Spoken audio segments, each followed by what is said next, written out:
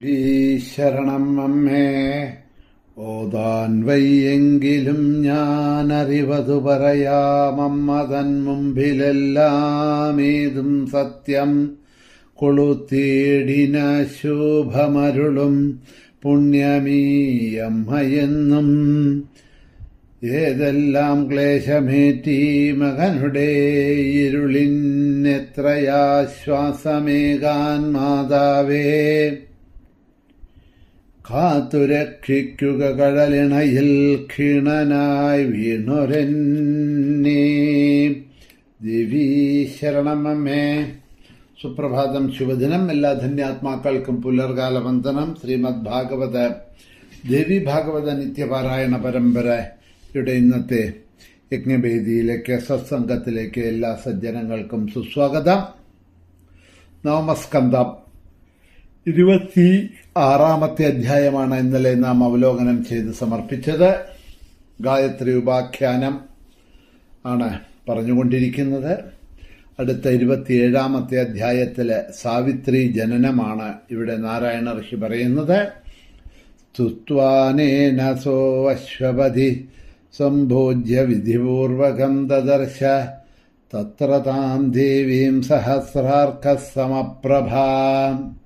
അശ്വതി എന്ന രാജാവ് സാവിത്രി ദേവിയെ വിദ്യാമണ്ണം പൂജിച്ച് 10,00,000 ഉരു ആ ഗായത്രി മന്ത്രം ജപിച്ചുകൊണ്ട് അദ്ദേഹം തപസ് ചെയ്തു എന്ന് കഴിഞ്ഞ അധ്യായത്തിൽ പറഞ്ഞു.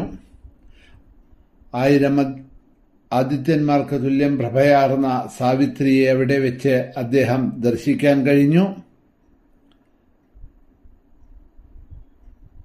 ദർശനം കൊടുത്ത സാവിത്രി ദേവി അശ്വപതി എന്ന മഹാരാജാവിന്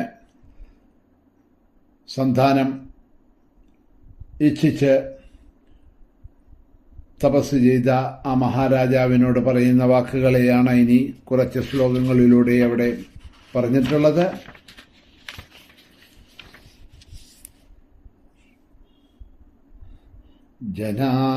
ജാനാമ്യഹം മഹാരാജായത്തെ മനസി വാഞ്ചിതം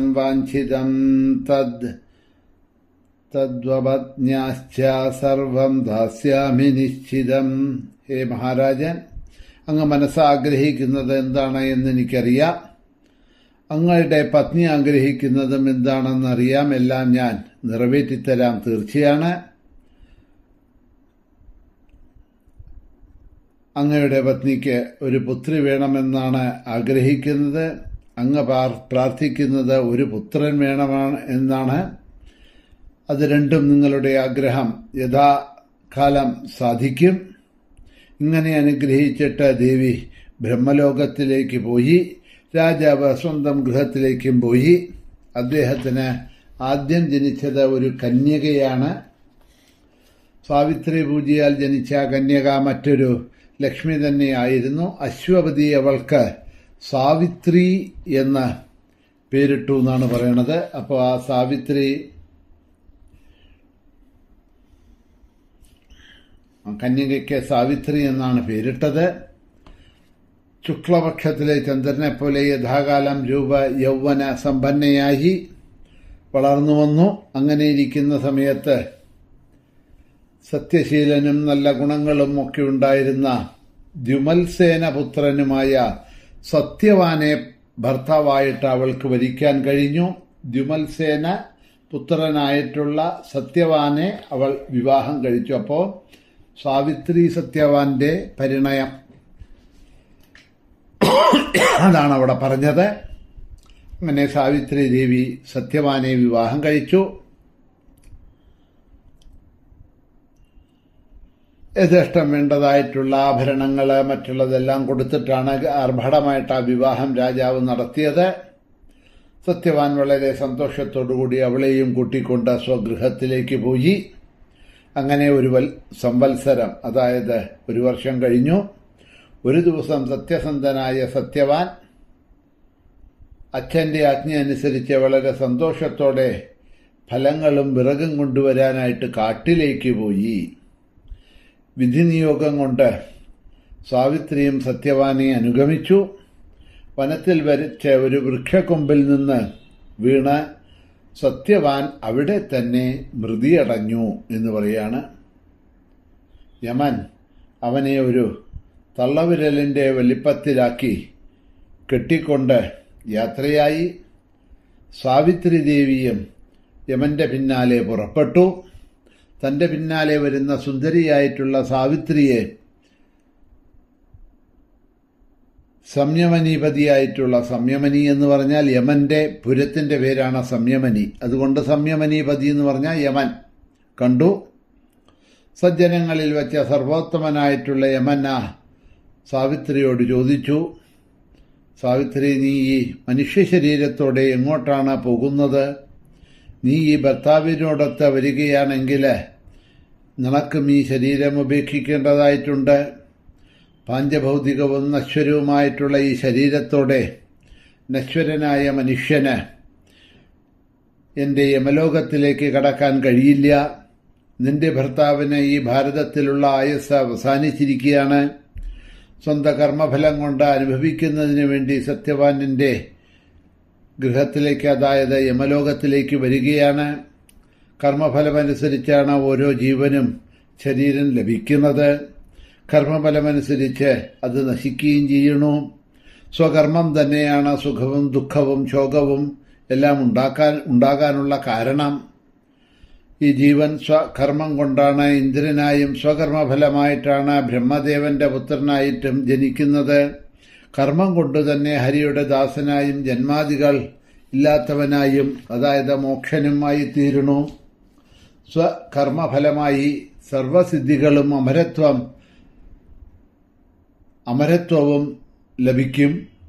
സ്വകർമ്മഫലത്താൽ ജീവന് വിഷ്ണുവിൻ്റെ സാലോക്യം മുതലായിട്ടുള്ള ചതുഷ്ടയം ലഭിക്കും.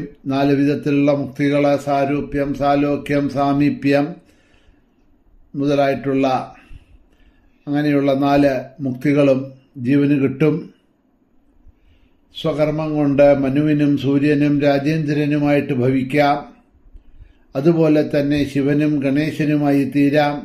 കർമ്മം കൊണ്ട് മുനിത്വം ലഭിക്കും. സ്വകർമ്മം കൊണ്ട് തന്നെയാണ് തപസ് മുതലായിട്ടുള്ളവ ലഭിക്കുന്നത്. കർമ്മം കൊണ്ട് തന്നെയാണ് ക്ഷത്രിയൻ, വൈശ്യൻ മുതലായിട്ട് വന്ന് ജനിക്കുന്നത്. കർമ്മം കൊണ്ട് മ്ലേച്ഛനായിട്ട് ജനിക്കണു. കർമ്മം കൊണ്ട് ജംഗമങ്ങളായിട്ട് പർവ്വതമായിട്ടൊക്കെ തീരുന്നുണ്ട്. രാക്ഷസൻ, കിന്നരൻ മുതലായിട്ടുള്ളത്, വൃക്ഷം മുതലായിട്ടുള്ള ശരീരങ്ങൾ ഈ കർമ്മം കൊണ്ട് തന്നെയാണ് ലഭിക്കുന്നത്. മൃഗങ്ങളായിട്ട്, വന്യജീവികളായിട്ട് ജനിക്കുന്നത്, ക്ഷുദ്രജീവികളായിട്ട് തീരുന്നത്, അസുരൻ അല്ലെങ്കിൽ സുരൻ എന്ന് പറഞ്ഞാൽ ദേവൻ, രാക്ഷസൻ എല്ലാം ഇങ്ങനെ സ്വകർമ്മം കൊണ്ടാണ് ഓരോരുത്തർക്കും കിട്ടുന്നത് എന്ന് യമധർമ്മൻ സാവിത്രിയോട് പറഞ്ഞ്, അങ്ങനെയുള്ള യമധർമ്മൻ സാവിത്രിയോട് പറഞ്ഞ വാക്കുകളോട് കൂടിയിട്ട് ഇവിടെ ഈ ചെറിയൊരു അധ്യായം, 27ാമത്തെ അധ്യായം ഇവിടെ പരിസമാപിക്കുകയാണ്. അപ്പോൾ സത്യവാൻ സാവിത്രി വിവാഹം കഴിച്ചു. പക്ഷേ ആ ദാമ്പത്യം അധികം നിലനിന്നില്ല. 1 വർഷം ആകുമ്പോഴേക്കും വിറകും മറ്റും ശേഖരിക്കാനായി കാട്ടിലേക്ക് പോയി. 2 പേരും യാദൃച്ഛികമായിട്ട് അവിടെ വെച്ച് ഒരു മരത്തിൽ നിന്ന് വീണ് സത്യവാൻ മൃതിയടയുന്നു.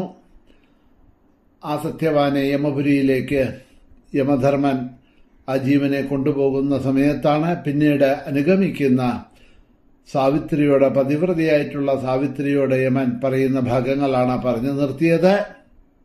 ഇനി സാവിത്രിയും യമനും തമ്മിലുള്ള സംവാദങ്ങൾ തുടർന്നു പോകുന്നുണ്ട്. അടുത്ത അധ്യായത്തിൽ നമുക്കത് അവലോകനം ചെയ്തു കൊണ്ടുപോകാം. ശ്രീ മഹാദേവ്യൈ നമഃ. ശ്രീ ഹരയേ നമഃ.